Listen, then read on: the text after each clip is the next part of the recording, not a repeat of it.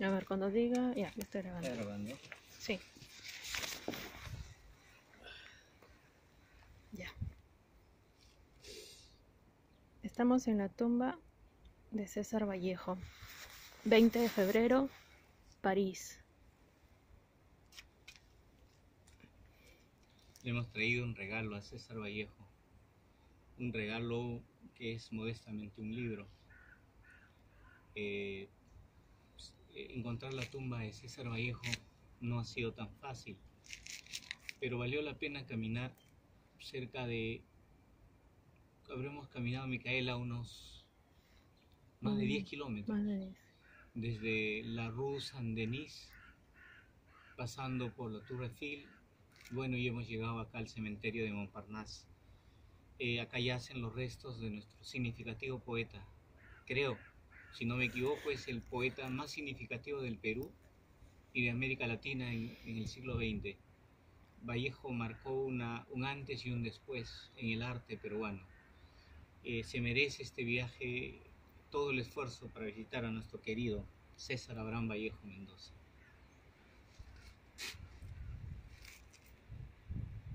No sé qué querías preguntarme.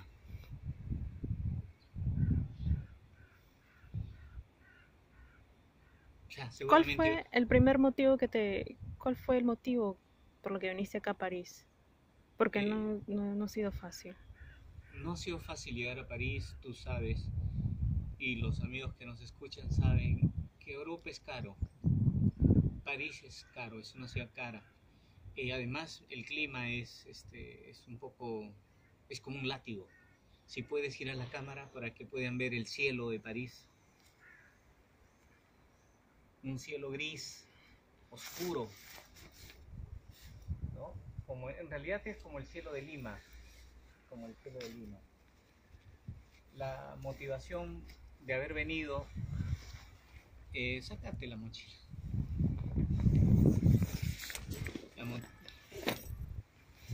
La motivación de haber venido está bien pagada ese esfuerzo.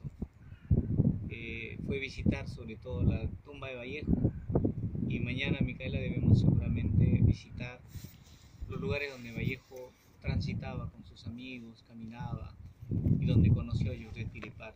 Eso es para mí la ruta más importante de París. Al margen de que París tenga arte, escultura, tenga mucho que ofrecer al turista, pero para un peruano la tumba de Vallejo es el lugar más significativo. ¿Es reconocido Vallejo en París? Posterior a su muerte, Vallejo fue reconocido, no solo en París, sino en todo el mundo. Las traducciones que hay de Vallejo, las grandes ediciones que hay de la poesía de Vallejo, ahora convierten a él en un gran poeta universal, pero en su tiempo, si bien es cierto, era valorado, pero su espacio era muy cerrado. Vallejo era reconocido por un grupo pequeño de escritores. Recuerda que Vallejo salió de Santiago de Chuco a la edad de 18, 19 años, estudió Derecho y posteriormente hizo una tesis sobre el romanticismo, y ahí en 1923, después de la publicación de Trilce, se vino a París, y fue acá donde él empezó a escribir los mejores poemas.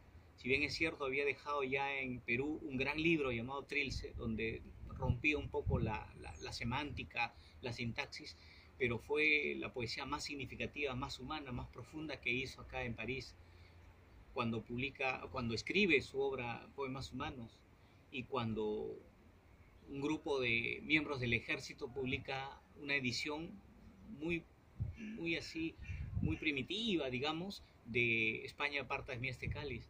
Posteriormente, su esposa Georgette Philippard va a publicar con los amigos de Vallejo sus obras posteriores, que son Poemas Humanos y España aparta de mí este cáliz.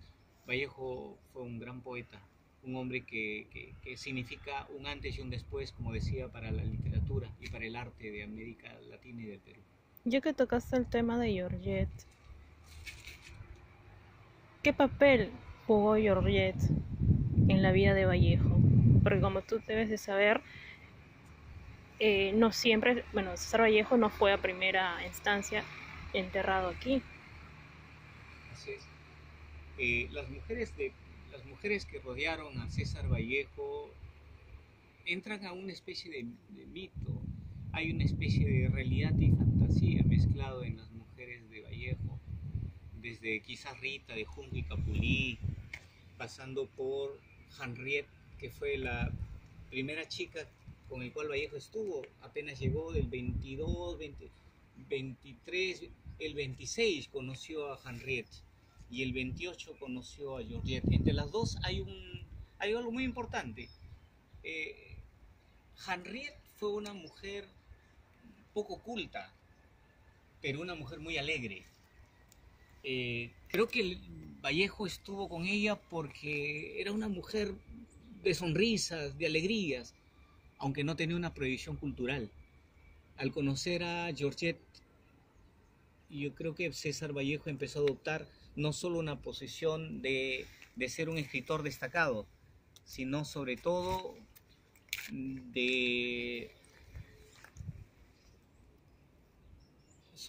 de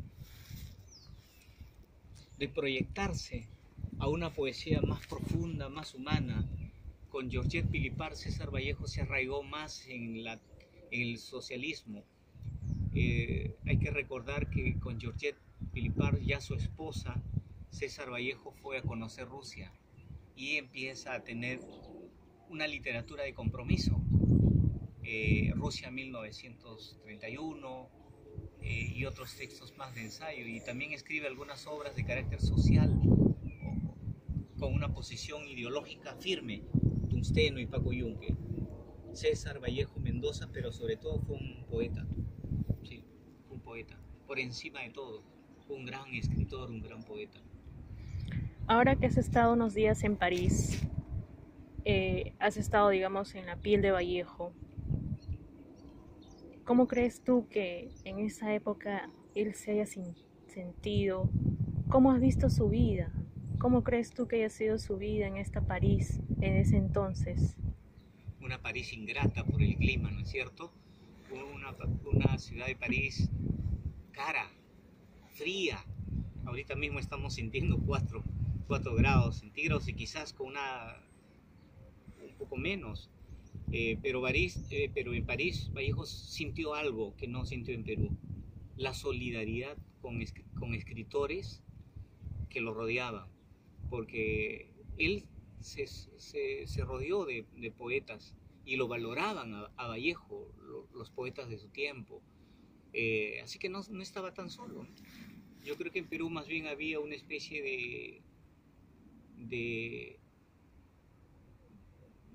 obviar al escritor que venía de provincia.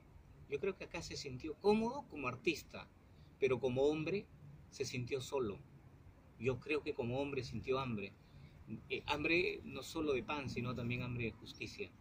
César Vallejo fue un hombre que sufrió, pero que también tuvo sus momentos de alegría.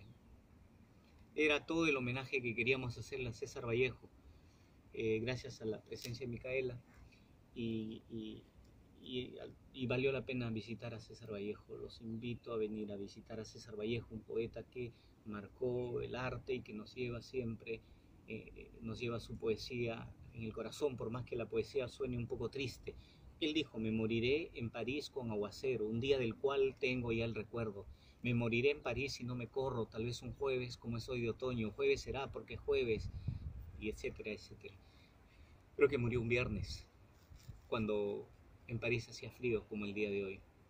Pero si puedes ver las flores que siempre tiene César Vallejo, aunque este es de plástico, pero estas flores son naturales.